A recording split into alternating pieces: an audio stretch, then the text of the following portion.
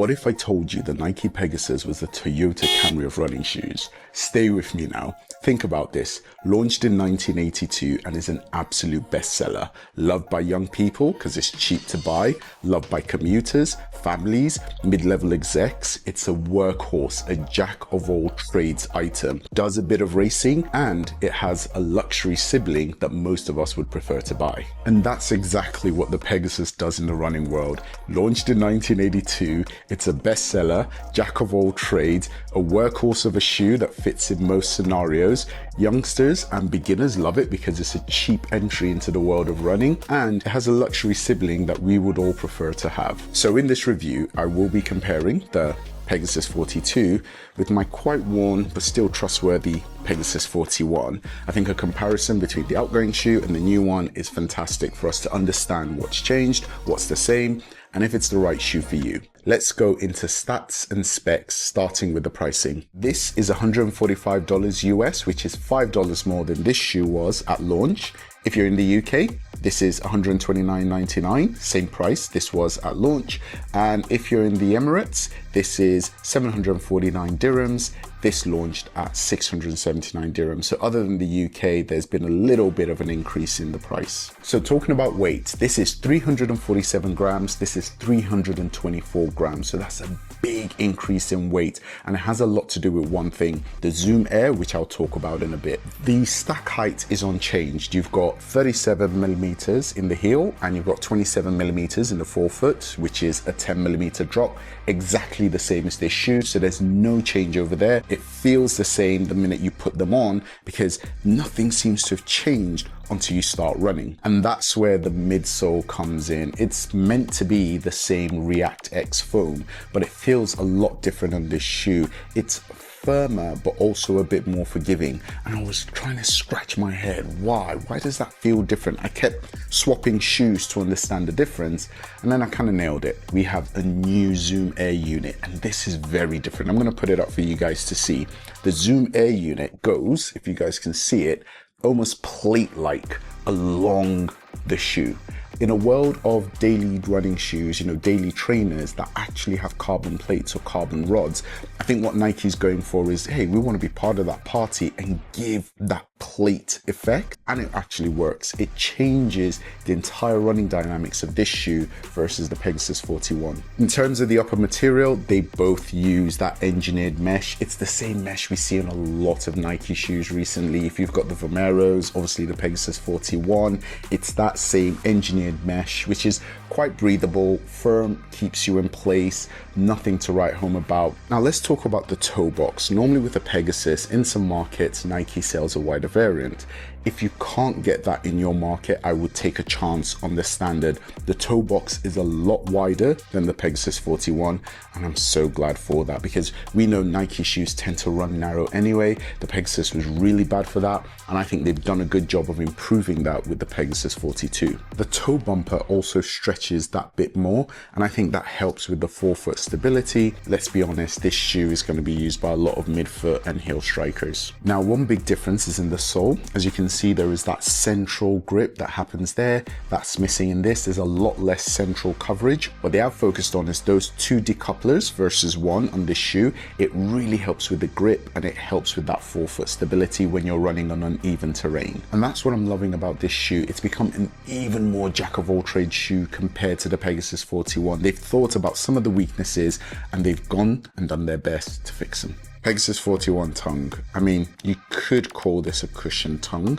It is more cushioned than your modern shoes that tend to have a non-existent tongue to save on weight. But let's be honest, this isn't that cushioned or padded. Now on the Pegasus 42, that is proper cushioning. Don't get me wrong, in hot environments, this might run a little warm, but this is what's needed in a shoe of this nature, and it helps lock you in. People with a high arch are gonna love this as well because they're gonna have less discomfort because tongues tend to be the problem. And for people with flat feet, that locked in feeling will just help you adjust your running style. And talking about that locked in feeling for different running styles. Look at that. Obviously the signature elf high rigid arch that they've got there that Nike love on these shoes. Very little bend, it locks you in, your Achilles will love that. Similar, bear in mind this is a shoe I've been using for near on over a year. Same, it has the same effect. They've not changed anything there and they shouldn't, and it was the right decision from Nike. The final thing is the footprint, and you would think they are identical. They look identical, and when I got the tape measure out, they seem to be identical. 120 millimeters in the forefoot,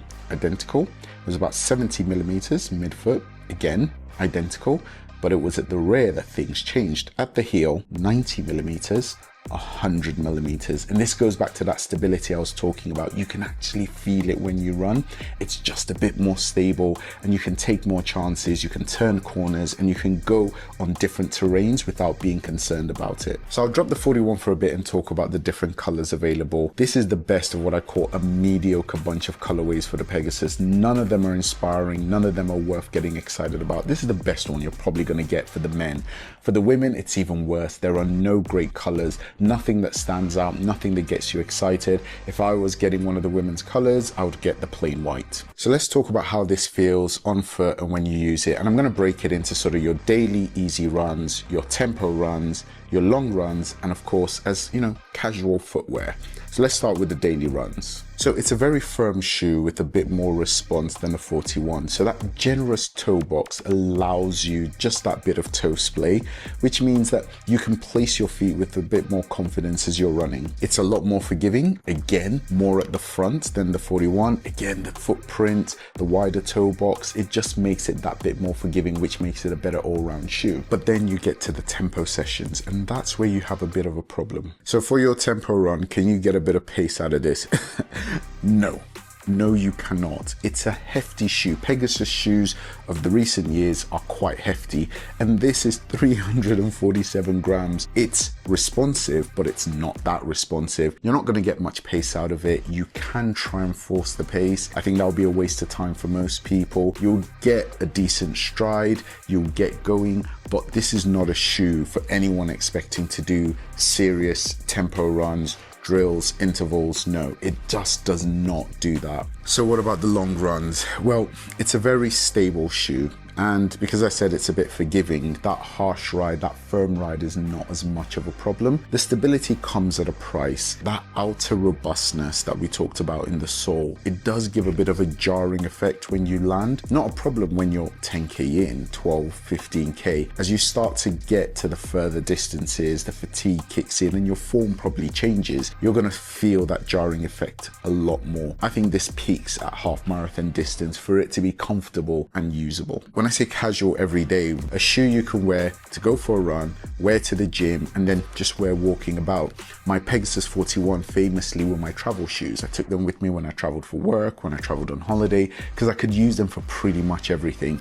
And this shoe fits the mold. It looks good enough, it's inoffensive, it doesn't look like an obvious running shoe, doesn't look like a cross training shoe, it just looks like a pair of trainers, or sneakers if you're in the US. So it feels like I'm very in the middle about this shoe, but let me talk about the things that I like and the things that I don't like. Versatility, I mean, that's what the Pegasus is about. Old Toyota Camry over here. It's a very versatile shoe. It can take pretty much everything you throw at it. I wouldn't use it for a marathon, and I wouldn't advise against it. It's just I personally wouldn't, but it can take that. It can take a marathon. It can take a trail run. I mean, you'd get it dirty, but it can do pretty much anything you need it to do other than some really high speed intervals. The fit is relatively comfortable. It's not a recovery shoe in any sense of the word. It's just something you don't mind having on your feet, and that's the Pegasus, an inoffensive commuter shoe. In this world of outsoles that are so fragile and fall apart so easily, having a shoe with a really durable outsole is great to see. I know it probably adds to that jarring effect I talked about when you're running and the landing on it, but I love the fact that it's grippy. I love the fact that it's something you can put through its paces and it's not going to wear out on you. So good on them. Good on Nike for doing that. So what don't I like? It lacks excitement versus a lot of other super shoes out there. Now, at 130 pounds, you're not expecting super shoe performance, but there is a part of me that would want a bit more excitement from my Nike Pegasus. It's very safe, very boring, and it's just forgettable in that sense. Second thing I don't like about it is you're not going to be setting any PRs in this. You're not going to have, oh, remember that memorable time when I did that run in my Nike Pegasus. Funnily enough, I set quite a few PRs in Pegasus 38s, but they were probably the last Pegasus version that made any attempt to be a fast shoe. This is not that, and it's a shame it doesn't have a little bit of that heritage in its DNA. So who should buy the Pegasus? Someone who wants one shoe. Beginners, newbies, gym runners. And if you're a casual runner, someone comes to me, I'm starting running, I'm not gonna go and buy 3-4 pairs of shoes, I've got a decent budget, Pegasus 42, exactly the shoe for you. Who is this shoe not for? Who doesn't need this shoe? Well, firstly, anyone who wants a highly energetic ride, this shoe is a waste of time, not the one for you. And for speedy, elite, sub-elite runners, it wouldn't bother with a Pegasus, except maybe when you're going on holiday. What's my verdict? It is a solid 6.5, 7 out of 10 performance, right? Nothing to be annoyed about, not best in class, but it's reliable, it does the job, it delivers like the Toyota Camry. Let me know your thoughts on the video. Let me know your thoughts on the Pegasus 42 or just Pegasus in general. What is your Toyota Camry shoe? Please like the video, it really helps me. Subscribe to my channel, and of course, click the bell icon so that you're notified when I post more videos, and I'll see you on the next one. Take care.